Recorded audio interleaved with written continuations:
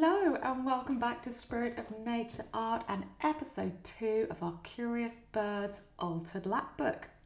And this is where we had got to last time. We had used some file folders and done lots of cutting and scoring and folding to create all these additional staggered kind of pages, pockets and flaps.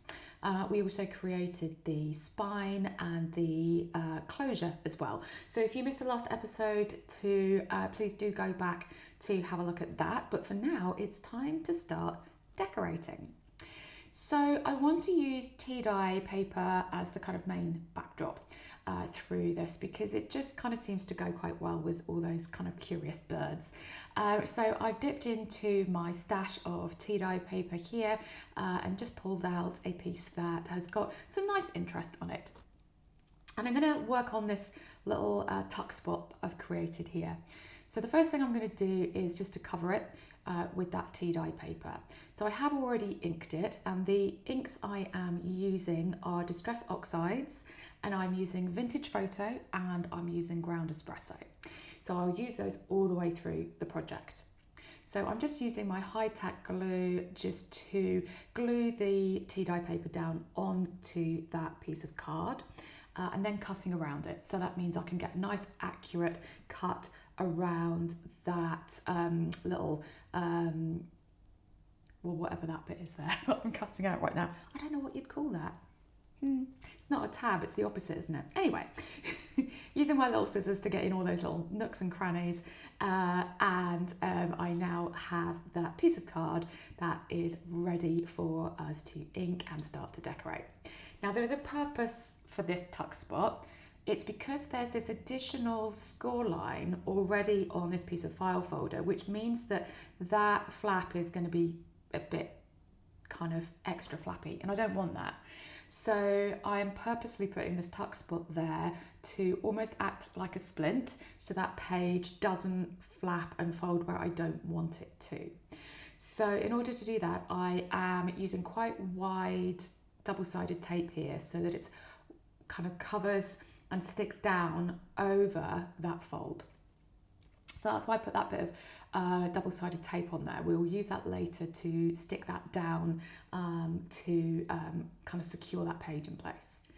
So I have been busy fussy cutting, as you can see. Look at all that stuff. Fussy cutting all of these amazing birds out of that collage soup book. And I've chosen this little chap here because I thought he looked super interesting, and I thought we could have some fun with him. Now, I also want to just kind of prep the rest of that page where this tuck spot is going to go. So putting down some more tea dye paper here. You'll see in a moment where this actually is.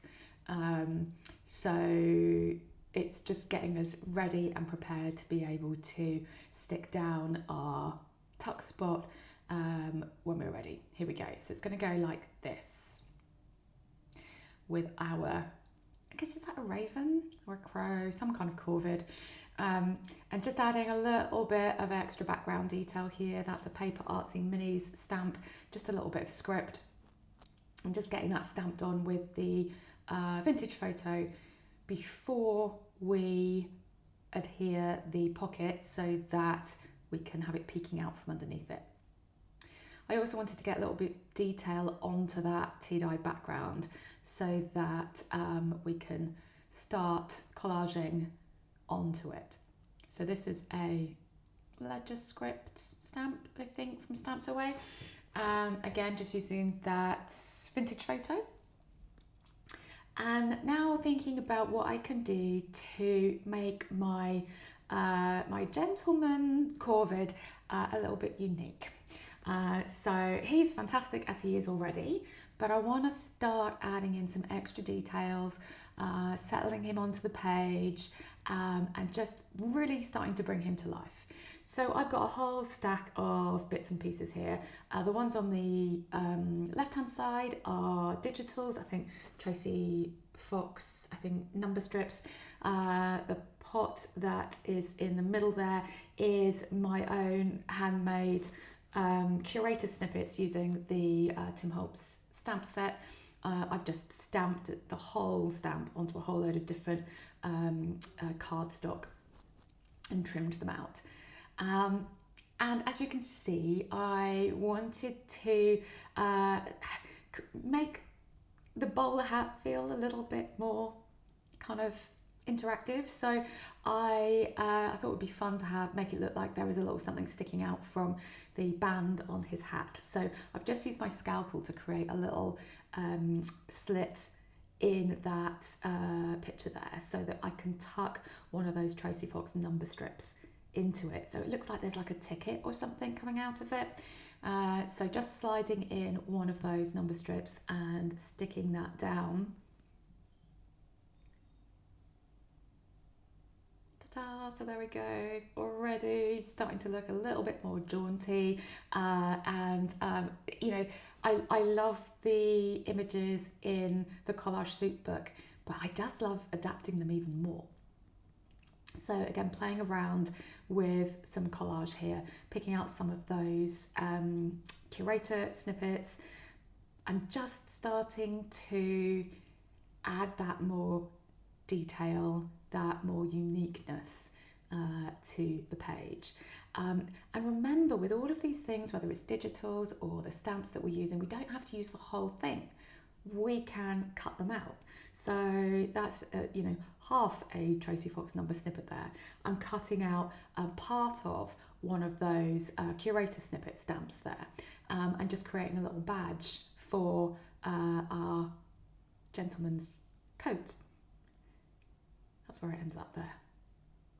So, you know, if you've got stamp sets, if you've got digitals, try and look at the individual elements on them and see them as bits that you can cut out, because again, it's just even more individuality. It means you've got even more options from each of your stamp sets or the digitals that you've bought. So I'm just playing around, and I will play for hours creating a collage like this. So I will probably speed this up and pop a little bit of music on in the background whilst you watch how this page starts to come to life.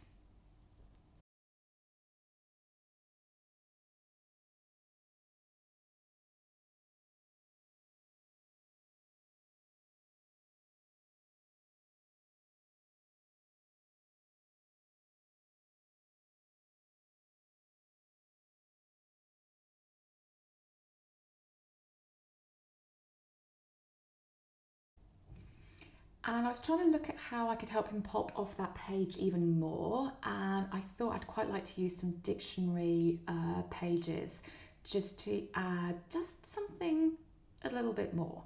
So another layer, another depth, and of course dictionary pages have got that real nice kind of thin texture to them, and the words on them tend to be quite small as well.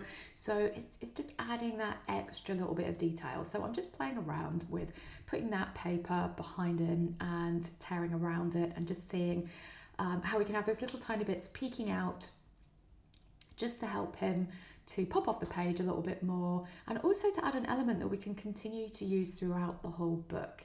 The more we repeat certain things, so the more we use some of those same things, the dictionary page, the same type of snippets or Currator stamps, the more it helps everything to come together. Because those curious words are all pretty different and quite curious. So elements like this that we can repeat help to keep them together. So once I'm happy with how I've torn that out, I'm just going to bring in that vintage photo distress oxide, add a bit of extra kind of aging and colour to that page so that it blends in nicely with that tea dye paper, that nice aged look.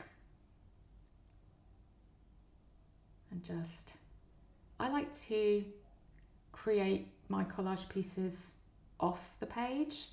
If you've watched any of my videos before, you'll see I tend to do it like this rather than working directly on to the final page. I will build the collage on the main focal image and then place the whole thing down. Now at the moment he kind of looks a little bit like he's floating on the page, so I wanted to ground him a little bit, give him something that makes him feel like he's on solid ground. So I'm just playing around with a few digitals, a few labels here. I quite like this one here because there's words peeking in and out. And again, just kind of playing around with how to build some collage around that. Just something a little bit grounding for him there. So I'm going to, again, use the same inks, Vintage Photo, Ground Espresso, when I'm happy with each of the elements and where they're going to go. And whilst I was doing that, I found this little teeny tiny, I think this was just a little bit cut off a package from Tim Holtz Ideology stuff. And I kind of like the idea of a little bit like I've done with this hat, making it look like there's something poking out of his pocket, like some kind of pamphlet or a newspaper or something.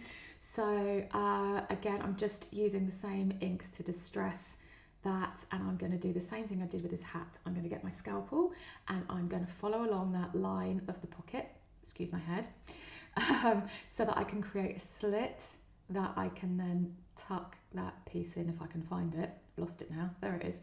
So I can tuck it in so it looks like it's in his pocket. Just need to make that a little bit longer so that I can get that piece in there. Just little details like this that I think really help to bring things to life and really add your own kind of unique aspect to what is already a pretty interesting and fun image. So yeah, just building this idea of him having a few different pamphlets in his pocket. I kind of feel like maybe he's a little bit of a, you know, bit of a troublemaker. Maybe he's down the docks causing a strike or something and he's handing out leaflets. I don't know, that's just what's going on in my head as I'm building the collage around him. He's got a very cheeky, troublesome look to his eye, I think. So just sticking these little pamphlets together so that they sit in the pocket in the way that I want them to.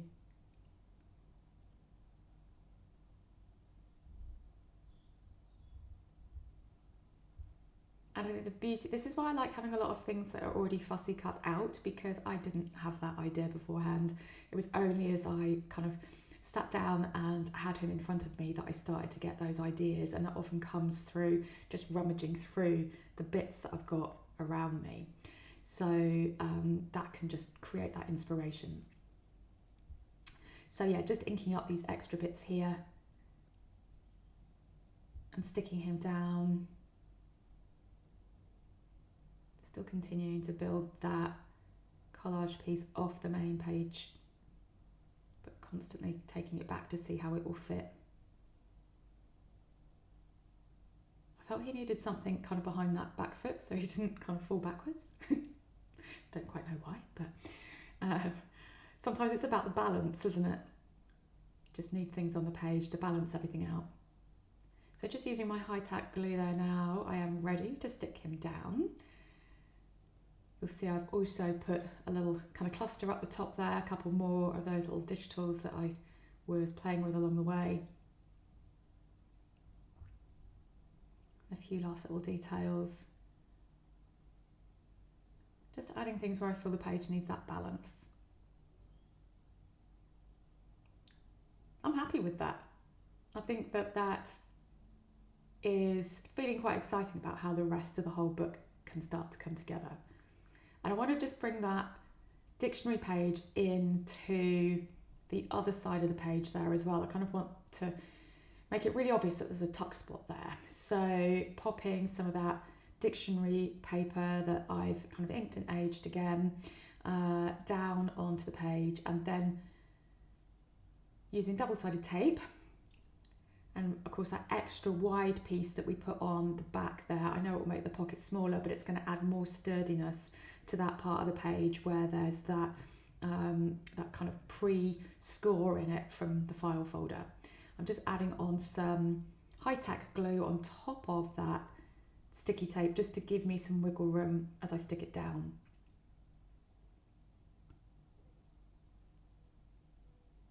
So that page is much more steady now. It's not trying to fold on that score line. So that was my kind of aim of putting that pocket there. So now I want to work on this front flap. I'm just going to do the same thing. I'm going to line it with tea dye paper. So this has already got a tab on it. So I'm just placing the tea dye paper in place, folding it back on itself so I can then draw around that line so that I get that nice shape to be able to cover that flap. So now I've got that shape, I can start to build my collage on that. And so I fussy cut out this amazing, I think it's a black swan. I mean, how dapper is that, with sunglasses and a top hat and the feather boa, very different from our Corvid guy, but equally curious. So I'm just starting to play around with some of those fussy cut pieces that I have taken out, and because we put a little bit of something extra in the hat of the other guy, I thought we would do the same with this one as well. Basically, if you've got a hat, you're going to have something poking out of it now. So just playing around with the different bits and bobs that I've got and seeing what I like. I like the idea of having, almost feels like inside that envelope maybe there's an invitation to some kind of Alice in Wonderland style party. And of course, who doesn't want a feather in their cap? And this little bird was just kind of hanging around on the side, and I thought, you know what? He can sit on top of the hat. He can hitch a ride. So again, this is what I mean by having a lot of those fussy cut pieces already there. You can just play around with them and pull them in, just like that little bow tie there. Now that bow, I loved it, but it just felt a bit odd. So I just grabbed the nearest colouring pencils I had and found a green that matched the hat.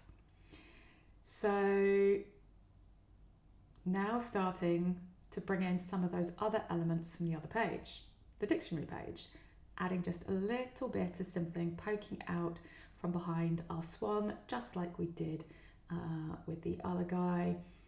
And just, I don't want too much of it, but I just want enough to, it's almost like a shading. Imagining like a light source coming from the front and having that shading at the back.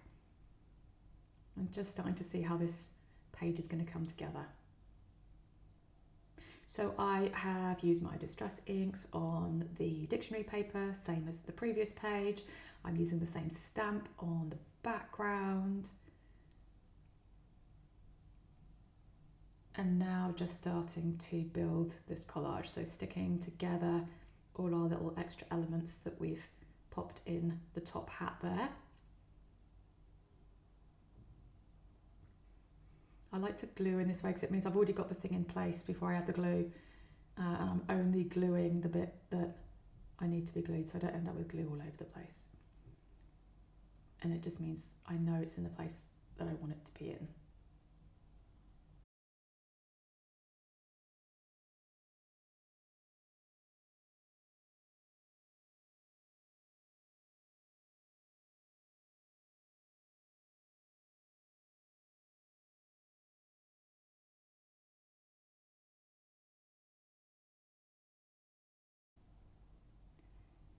So sticking the swan down now to that dictionary paper. And then I am just going to be playing around with placement of all those little fussy cut bits there to help our swan fit on the page. So whilst you get to watch me playing around with all sorts of little bits and pieces and seeing where they might go and where they eventually end up, I just wanted to thank everybody so much for all of your amazing comments about my new website. It's been a long time in the coming, and I was so excited to finally have it up and running, particularly because, you know, the main reason that I did it wasn't just to have the shop of physical products on there, but because of the workshops that will be coming very soon. So thank you to everybody who has already sent messages and asked for information about the workshops. I am currently recording and editing those workshops. So once I've got more information about them and when they're going to be released, I'm hoping it will be April, I will of course let you know. The workshops will be real-time video, and there will be a community space where if you have gone on one of the workshops, where you'll be able to drop in and share what you've been doing and ask questions. So I'm building and working all of that at the moment, so I will update you as we go. So thank you everyone for your interest, and rest assured I will be shouting about it as and when it's ready. So in the meantime, we can see what I have been doing here, adding all these little bits and pieces to balance the page out. I wanted to bring that green in from the top hat, which I then used again on the bow. So I just got one of my Tim Holtz Currator stamps and stamped it onto some green cardstock, just a bit of